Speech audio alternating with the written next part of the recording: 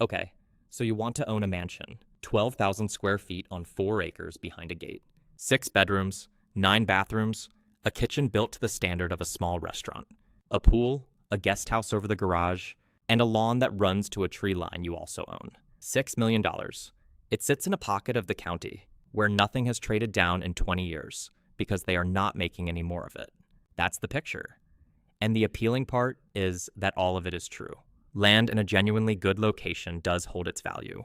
That part is not a myth. So here's the problem. The price is the smallest number in this transaction. Ask somebody who has owned one for a decade what it costs to keep, and you will not get a dollar figure back. You get a percentage, somewhere between 3 and 5% of what the property is worth. Every year, forever, whether you are living in it or not. On $6 million, that is roughly $180,000 to $300,000 a year, before a single dollar of mortgage. Now here is the part that matters, and it is not the size of that number. Everybody expects a big house to be expensive. The thing almost nobody works out beforehand is what that percentage is charged against. It is charged against the value of the house, which means that when the house goes up, the bill goes up with it. Appreciation, the entire reason people tell themselves this is an investment, is also the mechanism that raises the annual cost of holding it. Your taxes get reassessed. Your insurance is rewritten to a higher rebuild figure. The trades price your work off the postcode. You are not buying a house. You are buying a subscription priced as a fraction of its own value, paid in cash against a gain that exists only on paper. And there is a single ratio, published free by your county assessor, printed on a document you will be handed at closing and almost certainly not read. That decides whether 20 years in a house like this quietly makes you money or quietly takes it. We will come back to it because it explains the strangest fact in high-end residential real estate. 2 $6 million houses, bought the same month, in the same city, by 2 equally sensible people, can finish 20 years several million dollars apart. And neither owner will ever be told why.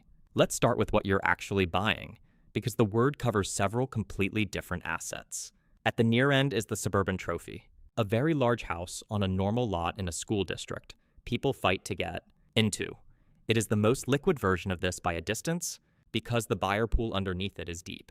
It is also the version where the least of your money is in the ground, which will matter enormously in about 12 minutes. Then the true estate. Acreage, outbuildings, a gated drive, maybe a barn or a court. Here most of the value is the land and the grounds are the cost. You are not maintaining a house. You are maintaining a small property with a house on it. And the difference shows up in the labor line. Then the waterfront or coastal property, where the whole economic story is insurance. The view is priced into the purchase. The peril is priced into every year that follows, by carriers who reprice annually and can simply decline to continue.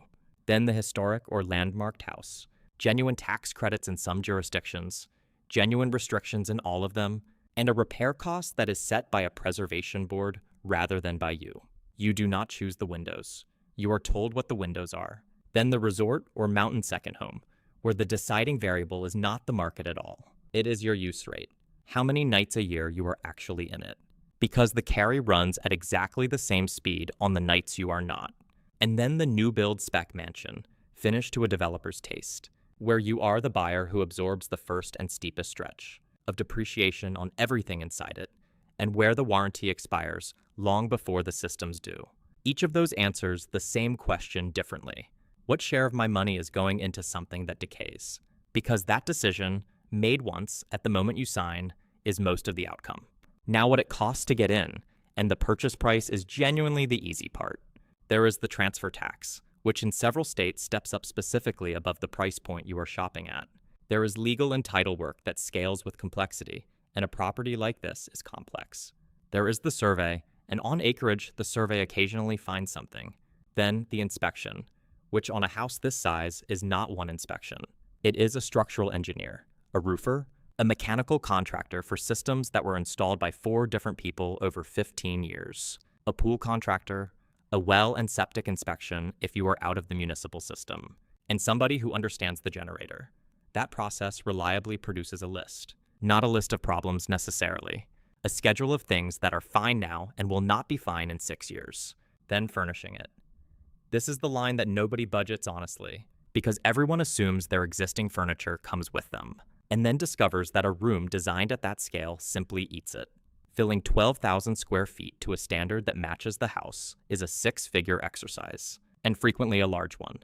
Then security, landscape establishment, and the things sophisticated buyers do that first-timers do not, funding a reserve. Not an emergency fund, a schedule with dates on it. And then the cost that never sends you an invoice at all. And it is the one the trade quietly considers the real gate. You may not be able to insure it. A house at this value is not a normal insurance product.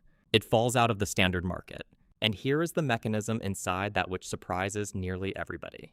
You are not insured for what the house is worth. You are insured for what it would cost to rebuild it. Those are different numbers, and for a large custom house, they are frequently very different numbers, in the direction nobody expects.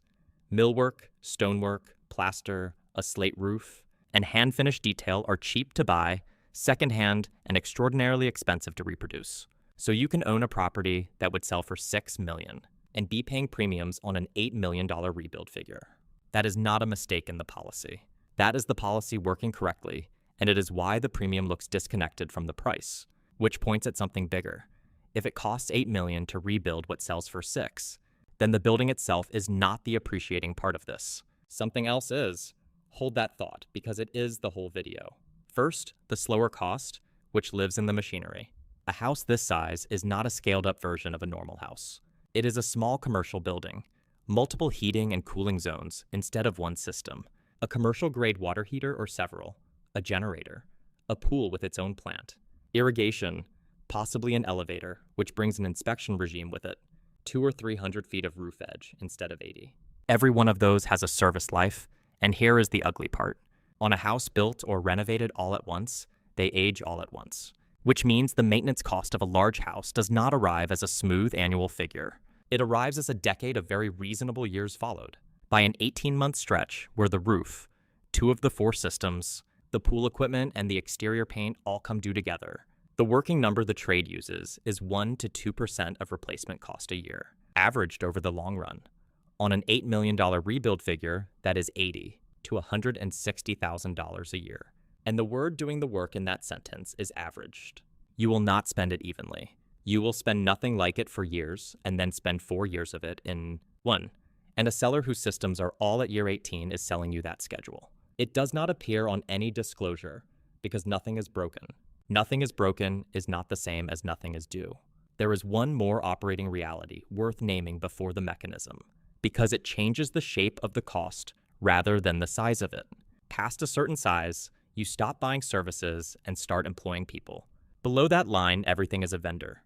The lawn crew comes on Thursdays, the pool service comes on Tuesdays, the cleaner comes twice a week, and every one of them is a variable cost you can cancel with a phone call. That is the comfortable version, and it is how most owners start. Above that line, the model quietly inverts. Somebody has to be there when 4 different trades need access on the same morning. Somebody has to notice that the irrigation has been running against a cracked line for 3 weeks. Somebody has to hold vendors to what they were paid for, on a property where nobody could reasonably check all of it. So you hire a property or estate manager and possibly household staff. And at that moment, you are not a homeowner anymore. You are an employer. That brings payroll taxes, workers' compensation coverage, household employment rules that are enforced more often than people expect, and a genuinely fixed cost that does not care what you are doing. And here is why that matters more than the dollar amount. The vendor half of your cost follows your use of the house. The staff half does not. Take a job in another city, spend a season somewhere else, leave the property empty for 4 months. The lawn still gets cut, the systems still run, the manager is still on payroll. And the insurance carrier gets more interested in the vacancy, not less, which is the honest problem with the resort property we listed earlier. Nothing about that math is wrong.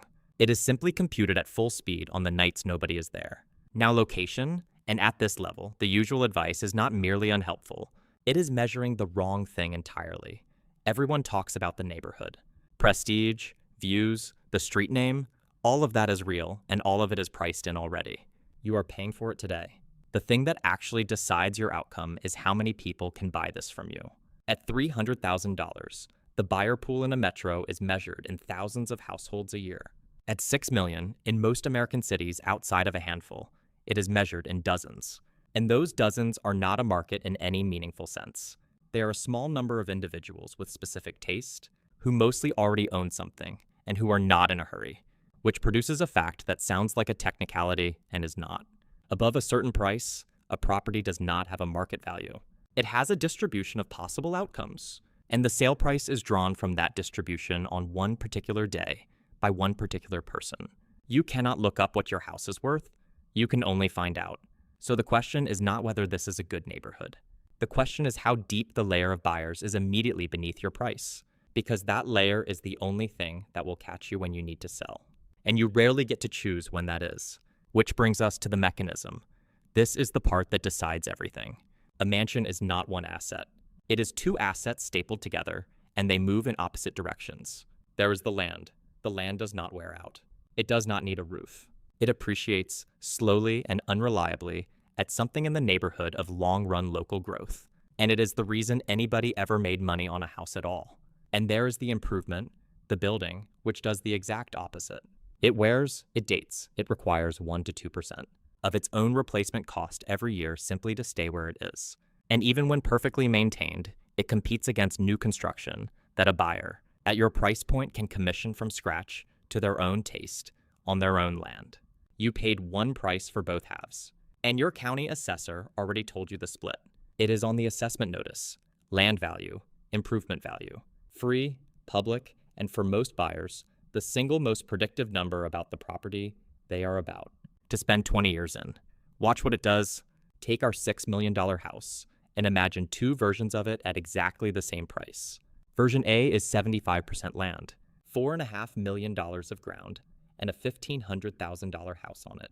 Older, more modest, sitting on acreage or a location that is doing the heavy lifting. Version B is the mirror image, $1.5 million of land and $4.5 million of house.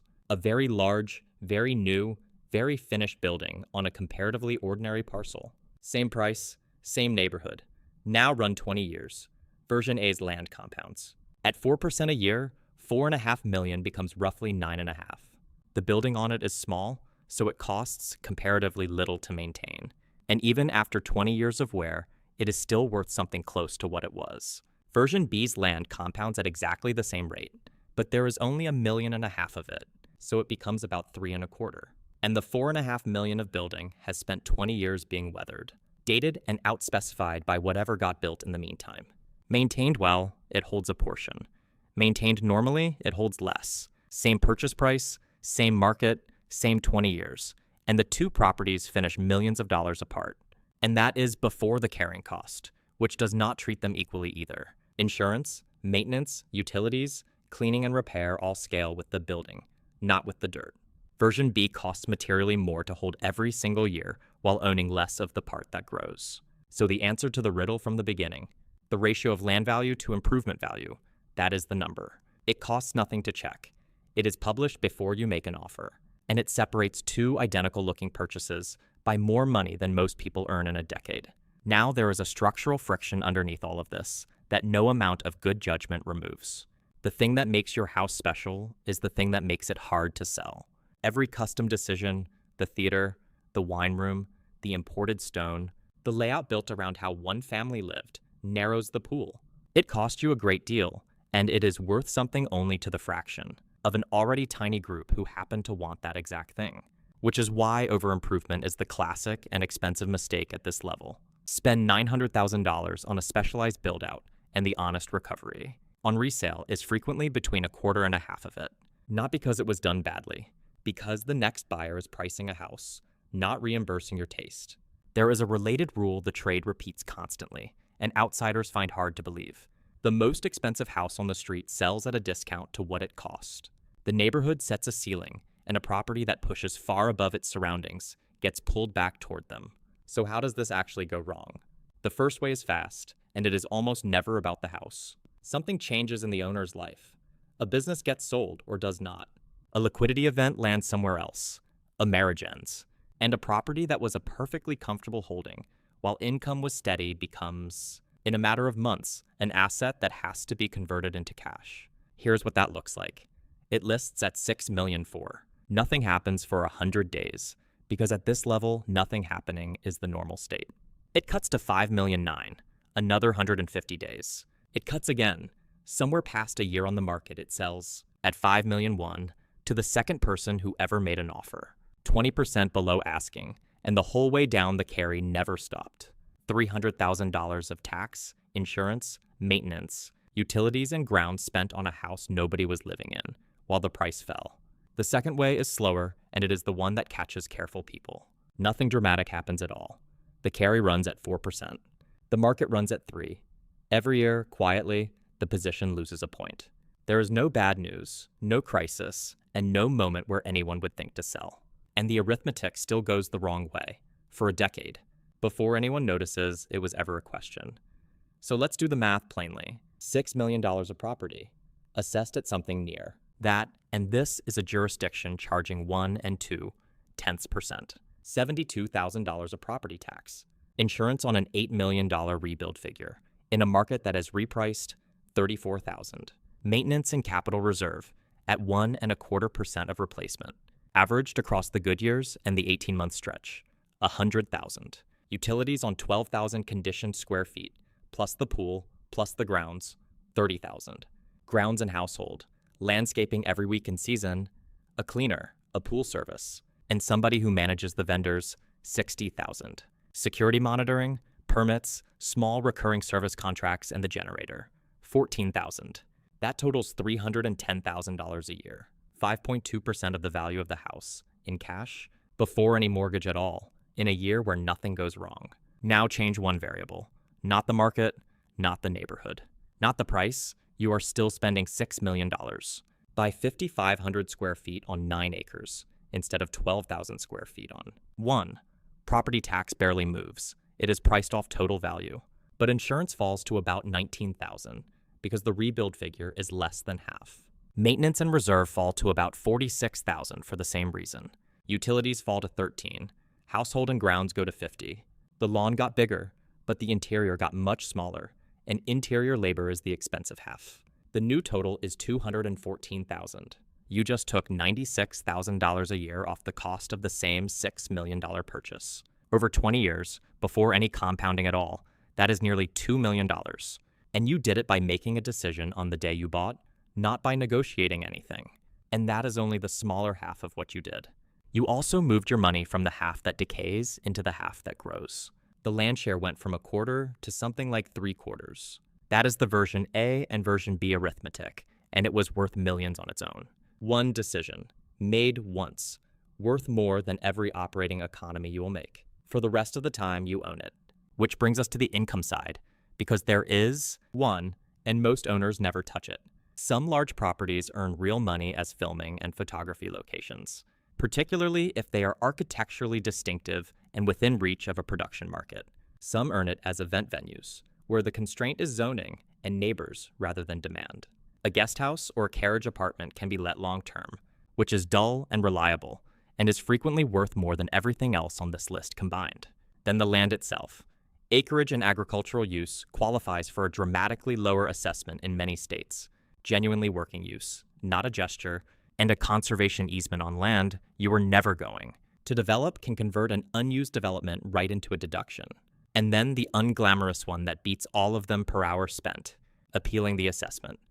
On a $6 million property, a successful appeal that moves the assessed value by 8% is worth roughly $6,000 a year, every year, indexed upward, for filing a form and hiring somebody for an afternoon. None of it makes this a business. Together, it can offset a meaningful share of the carry, which, on a number like 310,000, is not a rounding error. Let's put a year on the table both ways. The good year. The local market runs 7%, so the property gains $420,000 on paper. The carry is $310,000. The guest house and 2 filming weeks bring in $40,000. Net, on paper, you are ahead by $150,000, and you lived in a beautiful house for a year at what looks like no cost at all. Notice the words, on paper, because the $310,000 went out. In cash, and the $420,000 came in as an opinion. The bad year. The market gives back 4%, $240,000. The carry is unchanged at $310,000 because none of it is discretionary. The insurance carrier declines to renew, and the replacement policy costs $11,000 more. And the systems come due, the roof and 2. Of the 4 mechanical units land in the same year, $95,000. That year is $656,000 against you, of which nearly $400,000 is real cash out the door. The gap between those 2 years is around $800,000 on a single house. And unlike almost any other asset you can own, you cannot sell a quarter of it to cover the difference. It is one indivisible thing, and it is on the market for a year whether you like it or not. So if you buy one, understand what you're actually buying. You are not buying a building. The building is the part that wears out, costs the most to hold, insures for more than it sells for, and competes every year against something newer that a buyer could commission instead. You are not buying an investment exactly. You are buying a lifestyle and a position at the same time, and the position has a carrying cost of 3 to 5% a year that is charged against its own rising value. You're buying two things: a piece of ground, which is the only part of this that genuinely appreciates, and whose share of your purchase price you can look up for free before you ever make an offer, and a very large depreciating object sitting on top of it, which is the part you will fall in love with, the part the photographs are of, and the part that decides your annual bill. Get the ratio right, and time is working for you the entire time you live there. Get it wrong, and you will spend 20 years paying a percentage on the wrong half. Everybody who buys one of these negotiates the price. The price is the number you pay once. It is the only number in the transaction anyone argues about, and it is settled in an afternoon. The percentage is the number you pay every year for as long as you own it, and it is the one that decides how this ends.